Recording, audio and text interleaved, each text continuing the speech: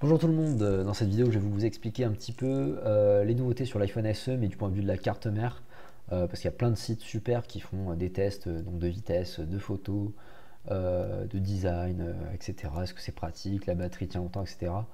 Bon c'est super mais ça c'est du point de vue du consommateur. Normalement si vous êtes sur cette chaîne c'est que plutôt que vous êtes un réparateur ou alors vous êtes passionné d'électronique ou je ne sais encore qui sont les personnes qui consultent ce genre de vidéos. Moi je vais vous en parler du côté carte mère, qu'est-ce qui change vraiment à l'intérieur. Déjà pour les réparateurs, très bonne nouvelle, il y a pas mal de pièces qui sont compatibles. Donc je vous filerai la liste pendant la vidéo. Après, effectivement, l'iPhone SE de l'extérieur, ça représente un iPhone 8 sur lequel on aurait mis un logo un petit peu plus bas. Donc on garde le dos en vert. Donc là, ça veut dire qu'on attend des nouvelles technologies à part la machine laser pour réparer ces vitres en verre. Mais pour l'avant, ça va ressembler à un iPhone, que ce soit un iPhone 6, un 7, un 8. La face avant est toujours pareil, même les 6S, c'est pareil. Par contre, les écrans sont pas les mêmes. L'écran de l'iPhone 8 et l'écran de l'iPhone SE sont compatibles. Donc le 8 va marcher sur le SE va marcher sur le 8. Par contre, 3D Touch est absent de l'écran du SE. Et la carte mère de l'iPhone SE n'est pas compatible avec le 3D Touch. Donc un écran d'iPhone 8 qui a le 3D Touch intégré marchera pas. Enfin, ça marchera, mais il n'y aura pas de 3D Touch sur l'iPhone SE, tout simplement parce qu'ils ont retiré cette fonction de la carte mère, pour faire simple. Donc on va regarder un petit peu ce qu'on nous a présenté. Alors déjà, là j'utilise directement ce que iFixit a sorti, donc je crois que c'était aujourd'hui. Est-ce qu'il y a une petite date? Non, il n'y a pas de date. Mais voilà, ils ont fait un super tear down, ils ont fait l'analyse de tout ce que j'avais besoin de savoir. Donc il y avait quelques fuites en chinois traduites approximativement, c'est pour ça que j'ai pas sorti de vidéo avant, parce que justement il y avait un seul test, je me disais que c'était pas assez de sources. Par exemple, lui dans son test, la caméra marchait pas. Or là, iFixit nous dit que la caméra de l'iPhone 8 marchait avec celle de l'iPhone SE. Donc ça c'est top, on le voit ici. La caméra de l'iPhone 8 marche parfaitement dans le SE et vice versa, donc ça c'est vachement cool pour les réparateurs.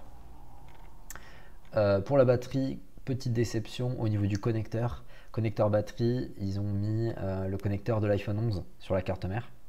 Mais la batterie en termes de caractéristiques c'est la même que l'iPhone 8. Donc il n'y a pas une montée en gamme malgré le fait qu'ils aient enlevé le 3D Touch, donc l'écran est un peu plus fin, donc on aurait pu se dire ouais la batterie est plus épaisse, mais en fait l'écran n'est pas plus fin de façon surprenante, donc la batterie n'est pas plus épaisse.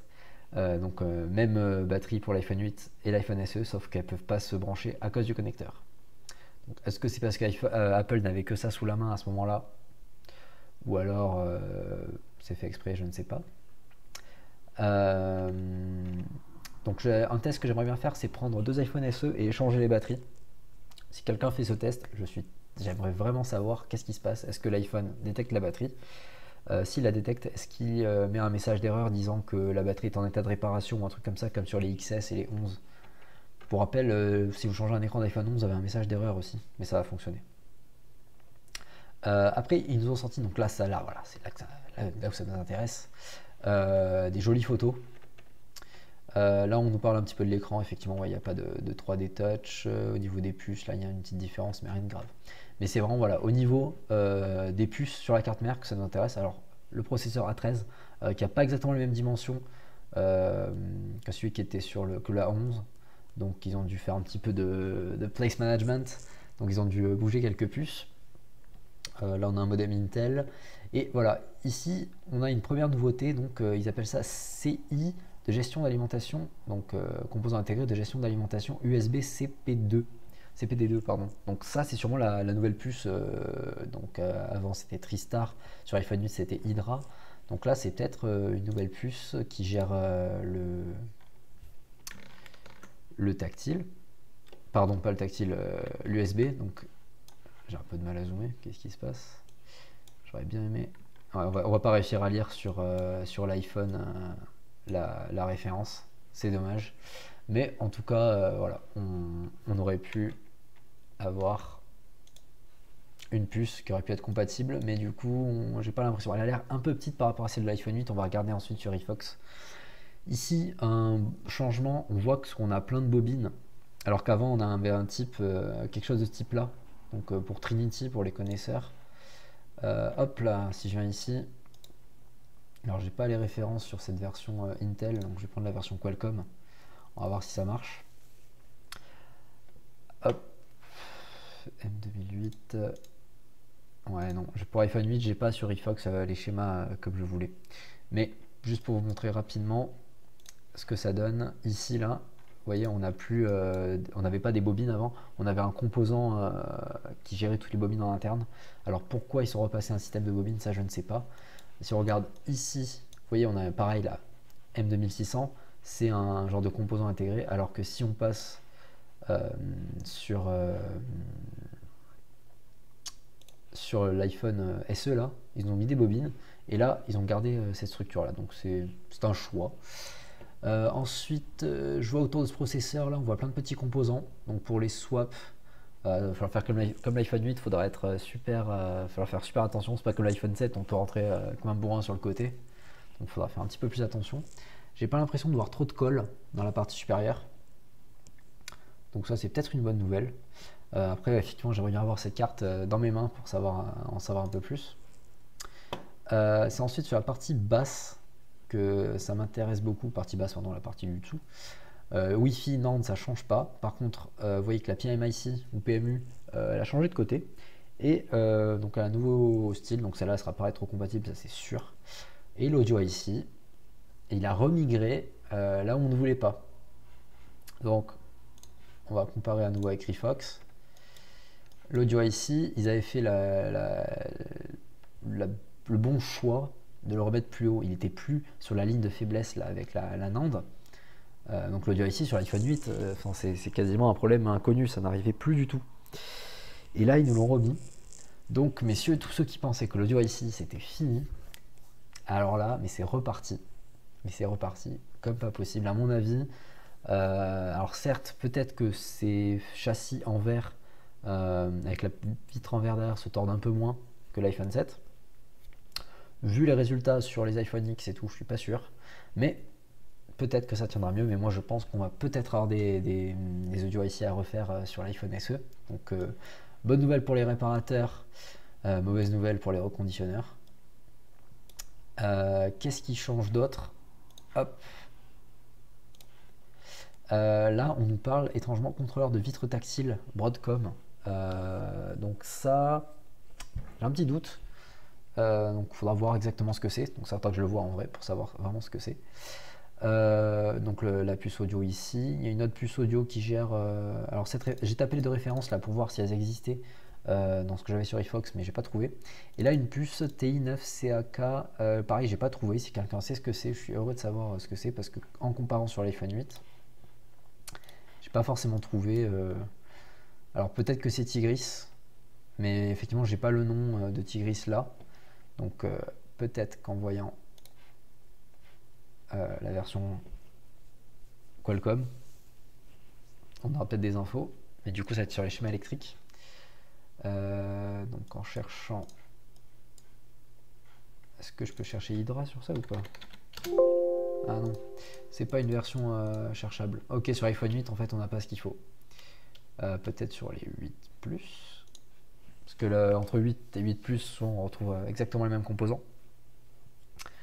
Donc je sais pas pourquoi c'est pas à jour sur iFox. Ah mais c'est location drawing. Pardon. Je n'ouvrais pas le bon fichier.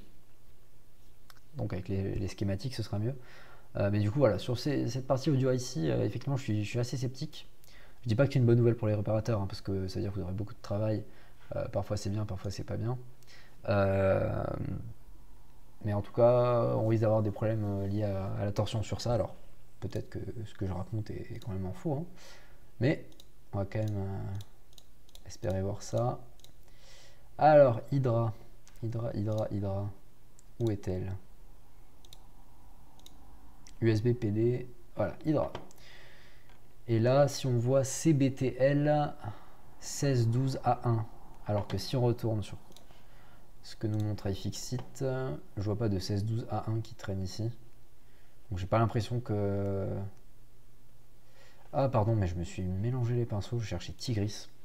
Autant pour moi. Tigris. Voilà, ce sera mieux. Tigris, voilà. SN2501A1. Ah, ça y ressemble plus. la SN2501A1. Donc ça veut dire que Tigris sera interchangeable sur l'iPhone 8 et l'iPhone SE. C'est la même puce. Donc ça c'est une très bonne nouvelle. On va quand même chercher à nouveau les puces audio parce que ça m'intéresse. Savoir si on a quelque chose. On n'a rien pour cette référence là. Je vais enlever les derniers digits pour voir ce que ça donne. Phosphorus. Pas sûr que ce soit cette puce là qu'on cherche. Par contre, pour les amplis audio vont être compatibles. Ah zut, je vous ai pas montré Rifox en même temps. Mais du coup, j'ai cherché sur Rifox. Hop. On voit que voilà, j'ai tapé la référence. Donc les amplificateurs audio seront les mêmes. Par contre, l'audio IC n'a pas l'air d'être le même. Donc, quand je dis audio IC, on parle bien du Caltra qui est juste là. Alors, je pense que même en zoomant, on va pas voir. Ici, d'après ce que je vois, on va bien s'amuser avec les composants qui ont l'air collés en bas là. Donc ça, c'est une nouveauté. Avec plein de choses. On voit aussi que le shield là, vous voyez, il est très très épais. Donc ça, niveau température, on va voir comment ça se fait. Ici, bizarrement, on a des composants qui sont en externe. Alors c'est peut-être pour des raisons, tout ce qui est radiofréquence, tout ça. Donc il ne faut pas qu'ils s'oxydent facilement. Après, j'aimerais bien voir tout ce qui est chestnut, backlight driver, tout ça. Est-ce que ça va être les mêmes? Probablement. Donc on aura sûrement des compatibilités sur ça. Donc j'espère que ça va bien se passer avec ce téléphone là. Et du coup, c'est une super nouvelle parce que ça veut dire que tout ce que vous avez appris sur l'iPhone 7, sur l'iPhone 8, vous avez quasiment rien de nouveau à apprendre. Donc même si vous étiez, on va dire entre guillemets, pas à niveau pour l'iPhone X, ben il y a quelque chose de tout nouveau qui vient de sortir et qui va vous donner du travail pendant longtemps. Prenons encore aujourd'hui, on fait encore du 6, du 6S en petite quantité en micro-soudure. On fait beaucoup de 7. Le 7 est sorti il y a quand même un moment maintenant. Donc si l'iPhone SE sort en 2020, on peut être assuré d'avoir encore des micro-soudures iPhone SE 2022-2023 avec un bon pic autour de 2022-2023 et les dernières versions pour 2025. Donc la micro-soudure, c'est encore pas mal d'années devant soi. Voilà, les designs n'ont pas changé, les puces seront les mêmes. Je suis curieux de voir pour la NAND, est-ce que ça va être la même que plutôt les 11 ou les 8? On verra si c'est interchangeable. Est-ce que ce sera compatible? Peut-être. Mais du coup, ouais, si toutes les normes sont compatibles, ça va me plaire ça. Donc voilà, c'est à peu près tout. Ah si, dernier truc, je vois là, en haut, sur cette partie-là de la carte mère. Ça va sûrement être des capas VCC Main. Je vous remonte sur iFox à quoi ça ressemble. Sur la bitmap de l'iPhone 8 et même de l'iPhone 7, c'était pareil. Et ça, c'était un régal. Dès qu'on avait un petit peu d'oxydation, boum, en haut là, ils disent ça, ce sont des condensateurs à la base. Hop, vous voyez, tout ça c'est du VCC Main. VDD Main, pardon. Tout ça c'est du VDD Main. Et dès qu'il y a un petit peu d'oxydation, ces téléphones-là, ils avaient tendance à s'oxyder à ces endroits-là. Et puis il n'y avait plus qu'à remplacer ces petits condensateurs et le téléphone était reparti. C'était comme le petit condensateur sur les iPhone 6 là, à côté du Wi-Fi, c'était vraiment le top ça. Donc voilà, c'est à peu près tout ce que j'avais à dire donc, sur ce nouvel iPhone qui vient de sortir. Il n'y a pas de grandes nouveautés. Ça veut dire que vous saurez les réparer si vous savez déjà réparer un iPhone 7. Donc ça c'est une très bonne nouvelle pour vous.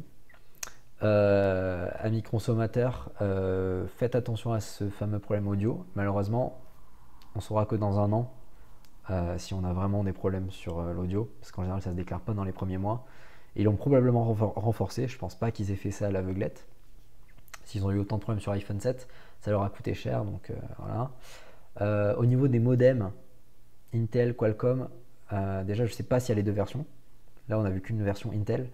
Mais est-ce qu'on aura toujours autant de problèmes audio que sur les 7 ou les 8 ou les X? Cette partie modem est encore, on va dire, un point faible des iPhone. J'ai l'impression que ça claque plus souvent que les Android. À vous de me dire si vous réparez plus Android que d'iPhone peut-être. Mais voilà, c'est à peu près tout ce que j'avais à dire. Voilà, si vous avez des pensées sur ça, n'hésitez pas à échanger sur les groupes Facebook, dans les commentaires ou quoi. Et longue vie à la micro-soudure, dirait-on.